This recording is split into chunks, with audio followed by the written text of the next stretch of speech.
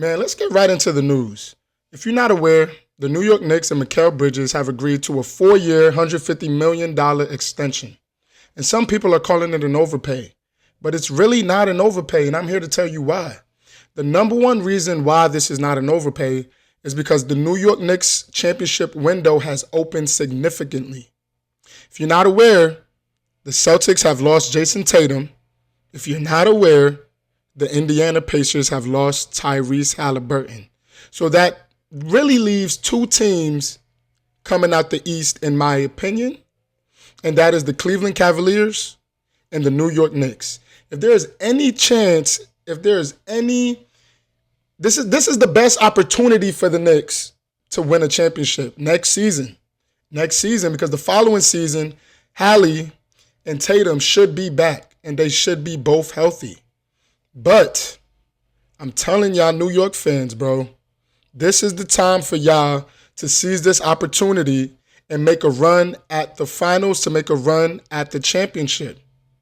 Mikal Bridges is a significant part of this New York defense, right along with OG Anunoby, because we know Cat doesn't play D.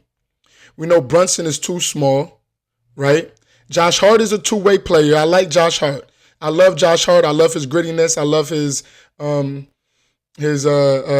the word I'm looking for? I'm drawing a blank right now, but Josh Hart's tenacity, everything that he does on the court, all the intangibles, I love that. I love that significantly. But again, let me slow down a little bit. Let's get back to Mikal Bridges. Bridges is an awesome two-way player. He plays both sides of the court. I know his shot was looking a little funky in the beginning of the season, but he seemed to figure it out towards the second half, towards the end of the season. But some of the things that he can do for you is shoot the three. He can guard the best defender on the opposing team. And he could play make a little bit. We saw a little bit of playmaking Mikal Bridges when he was with the Nets, as the number one option. And I understand what people are saying, 150 mil for Mikal Bridges. Come on. But I mean, that's 150 mil for 18, 20 point per game score, right? And I did my research. Every time he was on the court, he was a plus for the Knicks. When he was off the court, the Knicks were negative. And that goes to show the impact that Mikal Bridges has, especially on defense for this New York Knicks team. And for real, if we really want to talk about it, Mikal Bridges is always available. He has not missed a single game, knock on wood.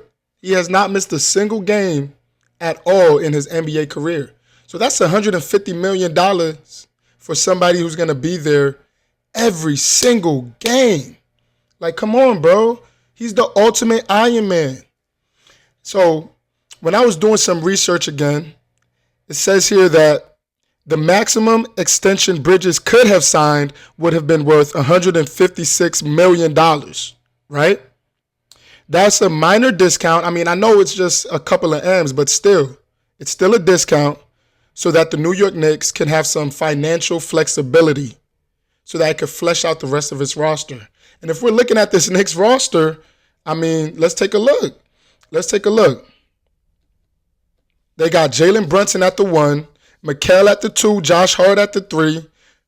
Sometimes he plays the 4. Then you got OG and Cat. But let's look at this second unit. Tibbs doesn't know what it's like to play the bench. He doesn't understand that. But I feel like with this new coach coming in, I believe it's Mike Malone. No, not Mike Malone. Not Mike Malone. I meant Mike Brown. Mike Brown, excuse me.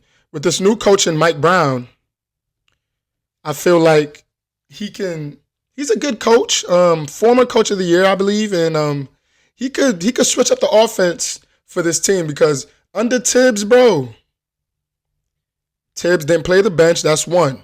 And 2, he did not utilize Brunson and Cat enough in pick and roll actions at all. And that's ridiculous. Brunson and Cat look like they can't play together on the court. At least that's what I saw. It looks like they can't play with each other when they're on the court, bro. So I'm hoping when Mike Brown comes into the picture that he can utilize Cat and Brunson more with the two-man game because that two-man game in today's league is super duper important. Like the Lakers, which is my favorite team, I believe that JJ is going to utilize Ayton and Luka to the best of his ability, bro. They're going to They're gonna spam the two-man game, whether it's Luka and Ayton, Reeves and Ayton, or Braun and Ayton. I mean, the two-man game with the bigs is super important in today's league, and that was non-existent when it came to the New York Knicks. But not only that, Mike Brown will play his bench, and y'all bench has definitely got an upgrade. Y'all got Miles McBride, Jordan Clarkson, which I love that pickup so much for the Knicks, bro. He's a spark plug off the bench. Y'all got Yabusele, the Frenchman, bro. We seen what he did to Braun, bro. I don't want to think about it, but we seen what he did to Braun, and we seen how much of a factor, how much of an impact he had when he played solid minutes for the 76ers. I love Yabusele's defense. I love the way he slashes to the rim, and he could stretch the floor a little bit too. He might take 2 to 3 attempts from 3 a night, and I love that for y'all.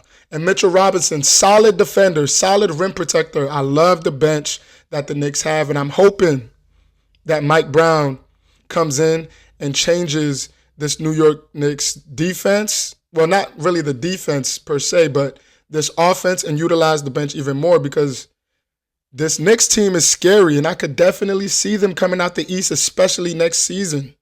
Because once again, the Eastern Conference is wide open, and I don't see nobody contending with the Knicks and the Cavs. Maybe the Pistons, maybe Orlando, maybe the Hawks, but the question mark with the Hawks are Porzingis. Porzingis can't stay healthy, but if they have a healthy Porzingis in the playoffs, I mean, that can be a little bit scary, but we'll see. Not trying to get off topic, but I like this move for the Knicks. Y'all need Mikal Bridges, and then even then, y'all got these guys locked up for like 3-4 years. Y'all got Brunson for 4 years. Y'all got OG for 4 years. Mikal for 5. Hart for 3. And Cat for 3. But this is a super duper expensive team, bro. Super duper expensive team. I believe the starting 5 is now worth $740 million. It's a lot of money, bro. Y'all got to get it done, New York Knicks, bro.